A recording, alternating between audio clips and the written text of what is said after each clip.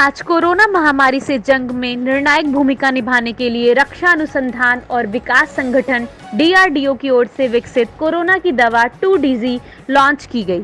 रक्षा मंत्री राजनाथ सिंह और केंद्रीय स्वास्थ्य मंत्री डॉक्टर हर्षवर्धन ने DRDO के मुख्यालय में आज कोरोना की देसी दवा की पहली खेप लॉन्च की।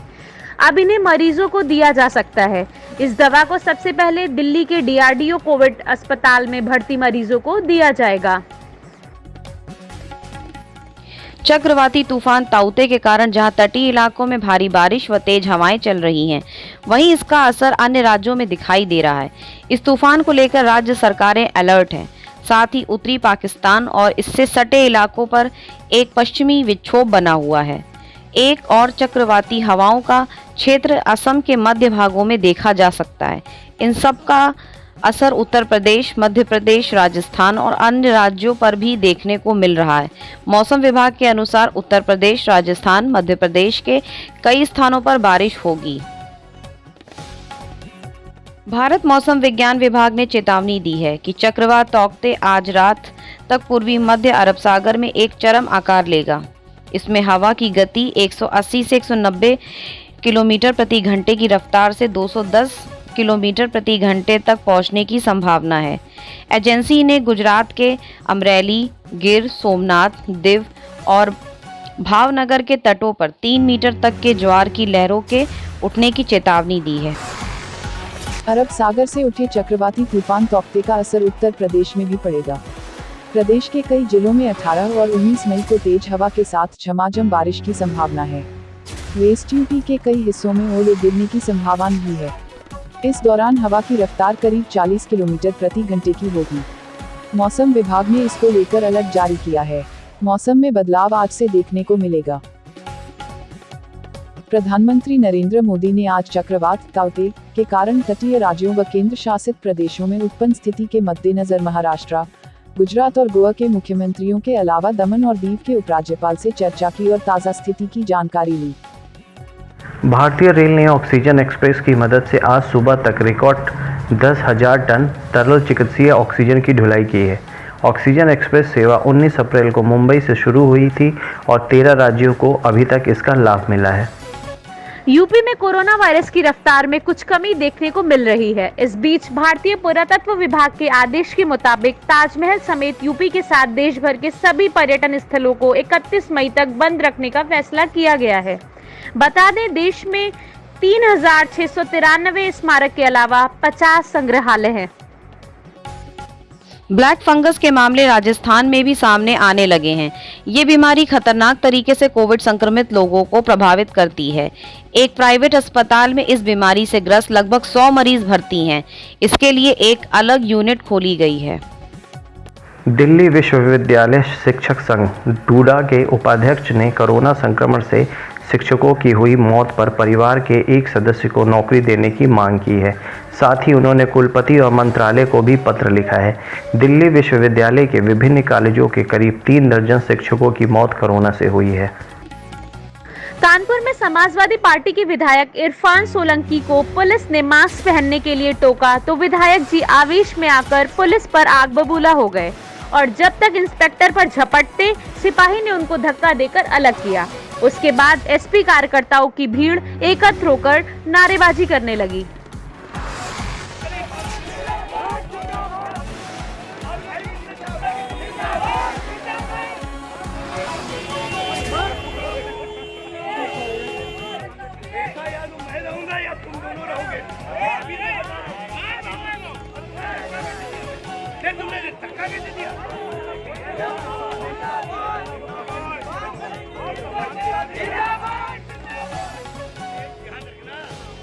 गांव के विधायक देखे होंगे नहीं बेटा तो हम बताएंगे।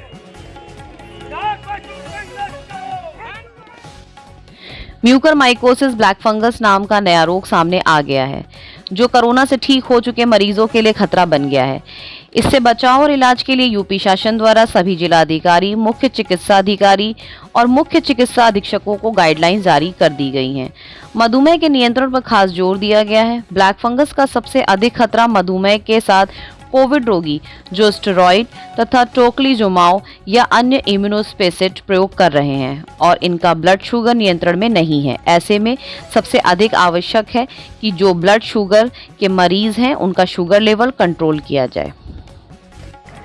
देश में एक तरफ कोरोना से हाहाकार मचा है तो दूसरी तरफ राजनीतिक दल अपनी राजनीतिक रोटी सेकने में लगे हुए हैं। प्रधानमंत्री मोदी के विरुद्ध पोस्टर राजनीति के बाद अब सोशल मीडिया पर लोगों ने केजरीवाल को निशाना बनाया है और उनसे पूछा जा रहा है कि केजरीवाल हमारे बच्चों के काम आ सकने वाले इलाज के पैसे से टीवी पर ऐड क्यों चलवा रहे हैं। प्रधानमंत्री मोदी के खिलाफ पोस्टर लगाने और फिर कुछ लोगों के खिलाफ एफआईआर का मामला सुप्रीम कोर्ट पहुंच गया। सुप्रीम कोर्ट में याचिका दायर कर दिल्ली पुलिस द्वारा पोस्टर विवाद को लेकर दर्ज सभी एफआईआर रद्द करने की मांग की है। वकील प्रदीप कुमार यादव ने सुप्रीम कोर्ट में अर्जी दाखिल की है। जम्मू कश्मीर के 2 कारागार में 92 कैदी कोरोना वायरस संक्रमित पाए गए हैं। किसी भी कैदी में कोरोना वायरस का कोई लक्षण नहीं था और सभी को अलग अलग कोठरियों में पृथक रखा गया था। उधमपुर और कुपवाड़ा जिले के कारागार में की गई रैपिड एंटीजन जांच के बाद अब यहां कुल 115 कैदी संक्रमित है। ताइवान में कोरोना वायरस के मामले में एक बार फिर वृद्धि देखी जा रही है। इस वजह से सरकार ने अब तक के सबसे कड़े प्रतिबंध लागू कर दिए हैं। अधिकारियों ने 28 मई तक सिनेमा घरों और मनोरंजन की जगहों को बंद कर दिया है। इसके अलावा इंडोर में 5 और बाहर 10 लोगों को एक साथ इकट्ठा होने की अनुमति दी गई है। सिंगापुर में भी कोरोना के बढ़ते मामलों को देखते हुए कहा गया है कि सभी स्कूल, जूनियर कॉलेज और यूनिवर्सिटीज 19 मई से होम बेस्ड पढ़ाई शुरू करें। सितंबर के बाद पहली बार रविवार को 38 केस के साथ सिंगापुर में सबसे ज्यादा कोरोना के मामले रिपोर्ट किए गए। पश्चिम बंगाल के 2 मंत्रियों और 1 विधायक की गिरफ्तारी के विरोध में राज्य के विभिन्न हिस्सों में प्रदर्शन कर रहे तृणमूल के समर्थकों से पार्टी के वरिष्ठ नेता अभिषेक बनर्जी ने कानून का पालन न करने और लॉकडाउन के नियमों का उल्लंघन नहीं करने का आह्वान किया। लोकसभा सांसद अभिषेक मुखर्जी ममता बनर्जी के भतीजे हैं। उन्होंने कहा कि उनकी पार्टी कानूनी रूप से यह लड़ाई लड़ेगी क्योंकि उन्हें न्यायपालिका पर भरोसा है। समाजवादी पार्टी के नेता सांसद आजम खान की तबीयत में सुधार हो रहा है और उनको मेदांता अस्पताल लखनऊ में आईसीयू से सामान्य वार्ड में शिफ्ट कर दिया गया है।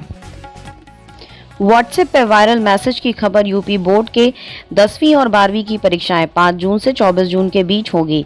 पूरी तरह से अफवाह है। यह खबर का खंडन माध्यमिक शिक्षा परिषद यूपी के सचिव दिव्यकांत शुक्ल द्वारा पत्र जारी करके किया।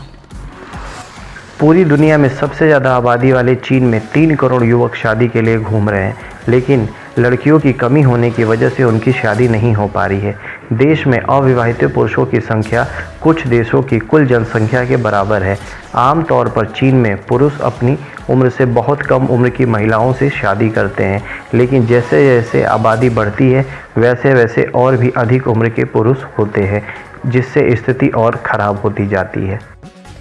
संयुक्त राष्ट्र सुरक्षा परिषद ने इजराइल और फिलिस्तीन के बीच बीते 8 दिनों से जारी लड़ाई को तत्काल रोकने की अपील की है। इस संबंध में बुलाई गई एक इमरजेंसी बैठक के दौरान संयुक्त राष्ट्र प्रमुख एंटोनियो गुटेरेस ने कहा कि मध्य पूर्व में जारी इस हिंसा को तत्काल प्रभाव से रोके जाने की जरूरत है।